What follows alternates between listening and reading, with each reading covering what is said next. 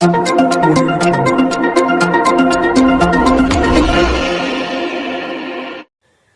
શહેરના સ્લમ વિસ્તારને ટાર્ગેટ કરી ત્યાંના શ્રમિકોની સારવાર કરનાર 16 જેટલા બોગસ ડોક્ટરની સ્પેશિયલ ઓપરેશન ગ્રુપે ધરપકડ કરી છે। શહેરના સ્લમ વિસ્તારમાં જાણે બોગસ ડોક્ટરોનો રાફડો ફાટ્યો છે। એક સમય ડોક્ટરને ત્યાં વોર્ડ બોય અને દવા આપનારની નોકરી કરનાર આજે સ્લમ વિસ્તારમાં ક્લિનિક ખોલીને લોકોની સારવાર કરી રહ્યા હતા।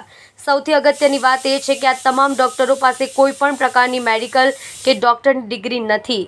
તેઓ માત્ર ધોરણ 10 અથવા 12 સુધી જ ભણ્યા છે। સુરત સ્પેશિયલ ઓપરેશન ગ્રુપને માહિતી મળી હતી કે શહેરના વિસ્તારમાં અનેક બોગસ ડોક્ટર ક્લિનિક ચલાવી રહ્યા છે। આ બાતમીને આધારે પોલીસે જ્યારે અલગ અલગ ટીમ બનાવીને શહેરના પાંડેસરા, ઉધના અને ડિંડોલી વિસ્તારમાં રેડ કરી ત્યારે એસઓજી પણ ચોંકી ઉઠી હતી। એસઓજીની ટીમ જ્યારે દરેક બોગસ ડોક્ટરની ક્લિનિક પર પહોંચી તો જોયું કે ત્યાં માત્ર ધોરણ 10 અને 12 સુધી ભણનાર વ્યક્તિ લોકોની સારવાર કરી રહ્યા છે। ક્લિનિકમાં 4-5 એવા દર્દી હતા કે જેઓને ગ્લુકોઝના બાટલા ચડાવવામાં આવી રહ્યા હતા।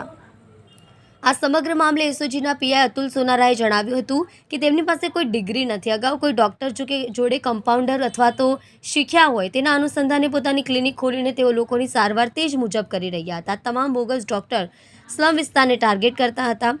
ખાસ કરીને ડિંડોલી, ભેસ્તાન, પાંડેસરા, લિંબાયતને ટાર્ગેટ કરે છે। તેમની વિરુદ્ધ ફરિયાદ દાખલ કરીને જે તે વિસ્તારના પોલીસ સ્ટેશનના આરોપીઓને સોંપવામાં આવશે।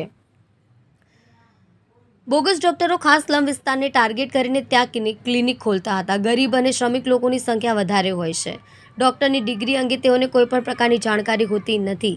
આ બોગસ ડોક્ટરો તેઓને પોતાની ઓળખ ડિગ્રીવાળા ડોક્ટર તરીકે આપે છે અને તેઓ અહીં આવીને સારવાર કરાવી લે છે। તાવ, ઉધરસ, મેલેરિયા જેવા રોગોનું સારવાર કરતા હતા।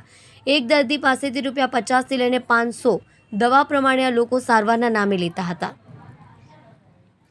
સામાન્ય રીતે જ્યારે પણ આવા પ્રકારના પ્રકરણમાં ડોક્ટરની ધરપકડ કરવામાં આવે છે ત્યારે તેઓની પાસે હોમિયોપેથી અથવા તો આયુર્વેદિકની ડિગ્રી મળી આવતી હોય છે। પરંતુ જ્યારે સુરતના વિસ્તારમાં એસઓજી દ્વારા રેડ કરવામાં આવી ત્યારે તમામ ઝોલાછાપ ડોક્ટરો પાસે ગ્રેજ્યુએશન સુધીની ડિગ્રી પણ નહોતી અને તેઓ કોઈપણ પ્રકારના ડરથી મુક્ત થઈ આરામથી લોકોની સારવાર કરી રહ્યા હતા।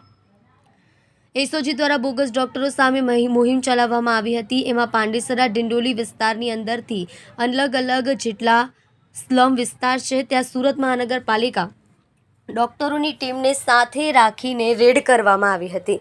ડિંડોલી વિસ્તારમાં 7, પાંડેસરા વિસ્તારમાંથી 9 બોગસ ડોક્ટરો મળી આવ્યા હતા।